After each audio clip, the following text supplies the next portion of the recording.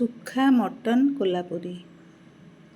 उपकरण मटन 500 ग्राम, कोरा होइथिबा नड़िया अधा कप, पियाज 2टा सरू सरू करी कटा होइथिबो, पोस्त 2 चा चामच, सुखिला लंका 5टा, हलदी 1 चा चामच, धनिया गुंड और जीरा गुंड 1 चा चामच लेखाएं, रसुण कोला 6टा, गरम मसला गुंड 1 चा चामच, चुना चुना करी कटा होइथिबा धनिया पत्र 2 टेबल चामच, तेल और लुण आवश्यक अनुसार।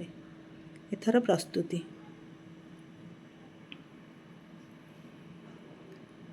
मांस को प्रेसर रे सिझाई नियंतु। नड़िया और पोस्तक को बिना तेल रे भाजी नियंतु।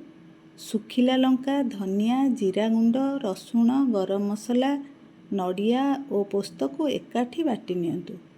तेल गरम करी पियाज को लाल हेबा जाए भाजी बटा मसला मिसाई कसंतु। एथर सिझा मांस को पकाई भल करी घांटंतु। सुखिला होई जिबा परे कंचा लंका चुना और धनिया पत्र चुना सजेई परिवेषण करंतु।